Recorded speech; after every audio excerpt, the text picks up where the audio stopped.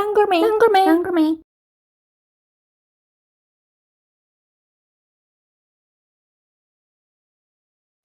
This walking trail is located in Waratah, Tasmania. It was close to our accommodation.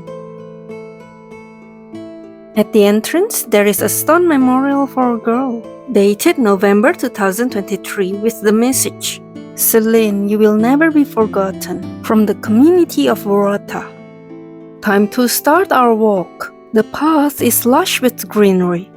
With the abundance of trees, the moisture in the environment, layers of tree canopies, and moss growing on trunks, it feels like a typical rainforest. The moisture in the forest is so high that there isn't a single object without moss and or lichen on it. The damp, shady conditions are perfect for them to thrive. I especially like this part of the forest. The overgrowth on rows of slender trunks almost make it feel like walking through an Australian version of bamboo forest. Despite the sunny weather, this section is well shaded and cool.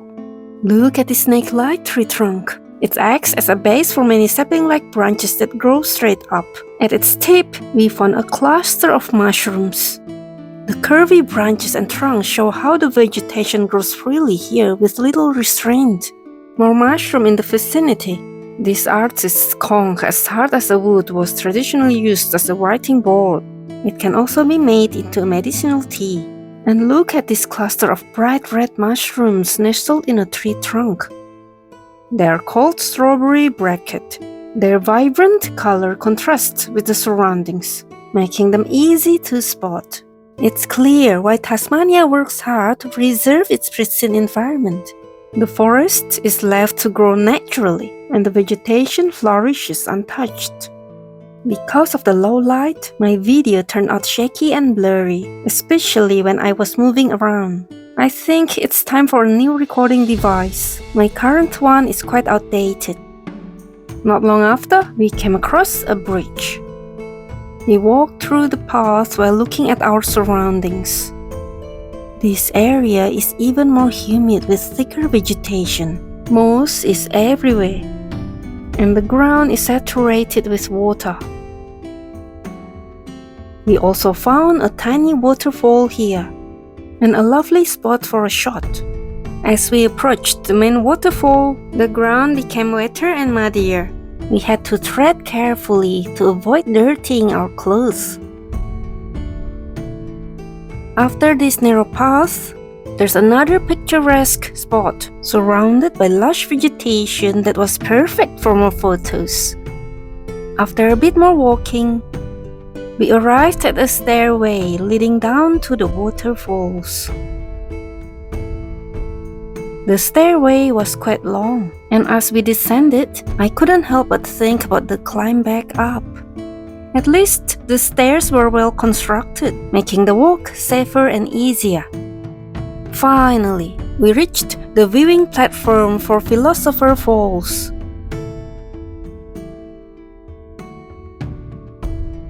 The sprays from the falls created a small rainbow. Very cute. Time to take memories. Nearby, we noticed a tree that had branches only on its left, the side facing the sunlight. After taking plenty of photos, it was time for the dreaded climb back up.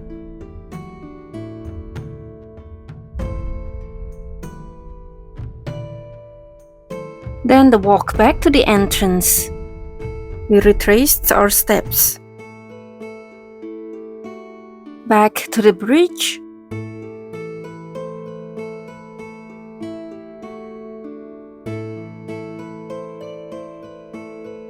Past the snake-like tree trunk. Through my favorite section. It was peaceful, and we even heard the call of a lyrebird. Before we knew it, we were back at the entrance. It was a serene and easy morning walk, taking about 1.5 hours in total.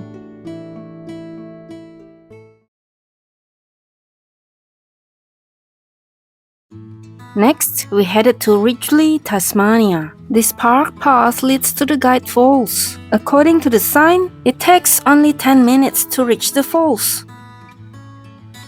The path is quite literally and figuratively a walk in the park. The paved road made the walk easy, obstacle-free, safe and family-friendly.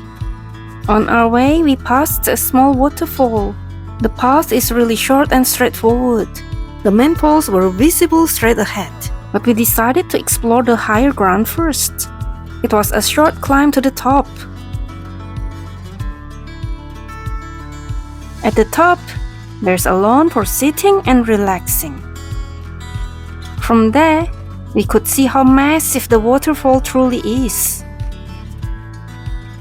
After enjoying the view from above, we moved back down to get a closer look.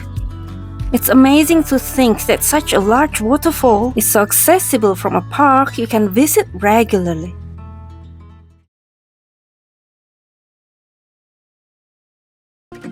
For lunch, we enjoyed South Indian cuisine. 𝙋𝙤𝙞𝙀 Palace in Burnie, Tasmania. The restaurant was spacious and the staff were incredibly friendly. On Sundays, they offer a lunch buffet. Meat buffet $30 or vegetarian buffet $25. The buffet includes rice, a variety of curry dishes, sides and snacks, chutneys and sauces and desserts. Among all the offerings, the medu vada was my favorite. It wasn't too oily and tasted amazing paired with the coconut chutney. They also serve dosas, which we can order as many as we like. Aside from the classic potato curry filling, there is also a cheese and spring onion dosa, a lighter, lower carb option. Bon appetit!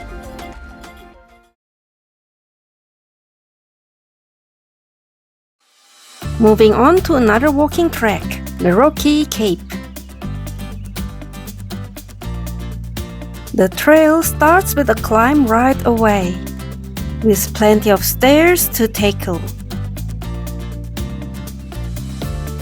After some time, we reached a fork in the path and were rewarded by a beautiful view. We continued along the path towards Banksia Grove. From the name, we expected groves of Banksia trees, but instead, I only noticed this smooth parrot pea. Perhaps I missed the Banksia. We pressed on, heading towards the caves. The path turned sandy in some sections. Patches of fringed myrtle scattered along the way here. Soon we reached another fork and decided to visit the Archer Caves first. It wasn't far, and after passing through some bushes, we were greeted by another stunning view. What a scenic walk! The path showcased a peculiar plant with leaves that grow straight upward. We continued walking along the path while enjoying the scenery.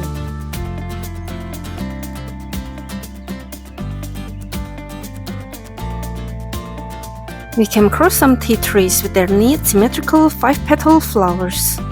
Another interesting plant we saw, the scented paperbark, looked like Banksia but wasn't. As we moved forward, the vegetation became denser. A small climb brought us to the cave. It's an Aboriginal shelter with significant heritage. The rock formations here were fascinating, slanted and made up of multiple layers. How curious! Likely sedimentary rocks pushed into these shapes by natural forces. Back on the trail, we retraced our steps.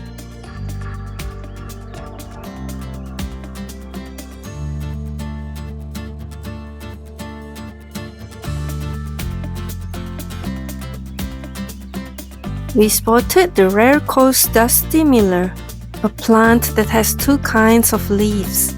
Also the prickly mosses and a species of boronia flower. We then made our way to the wet cave, which was close by, so it didn't take us long to get there. At the cave, a friend checked and found a pool of water inside. That concluded our hike on this trail and we started heading back.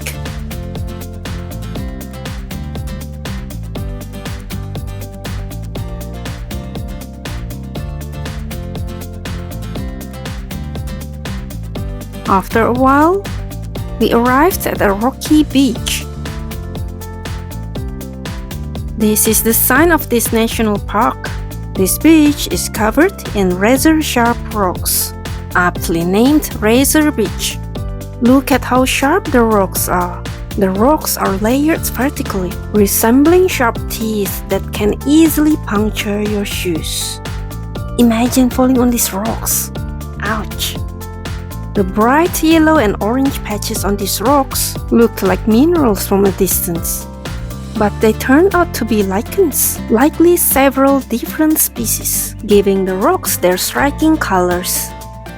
We resumed our walk back, passing a board that listed the types of fish commonly found in the area and their minimum size requirements that you can keep. We were back to our car.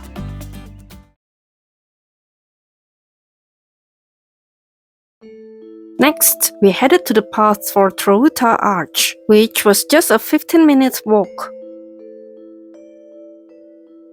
The trail was straightforward and easy to follow.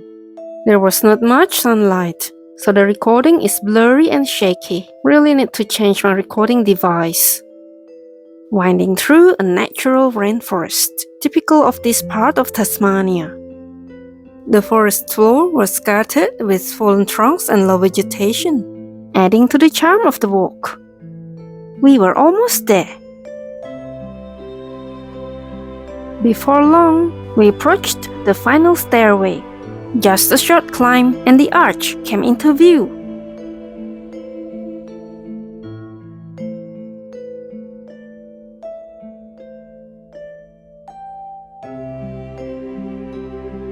We arrived at the giant rock arch, a fascinating natural formation created by the collapse of a cave, resulting in two sinkholes, one dry on the other side and one water-filled on this side. The pool of water at the base was surrounded by rocky walls. The water was overgrown by algae that painted the scene in vivid green hues. Looking closely, we noticed signs that the water level used to be much higher. Perhaps we visited during a period of lower tide. After taking in the sights, we made our way back. There was something slightly eerie about the place. It was so quiet with just the four of us there. The stillness was almost unsettling, so we didn't linger long. We left as soon as we were done. Before we knew it, we were back at the car park. That wrapped up our hike for the day. 다음 금이 𝙋𝙝𝙤𝙤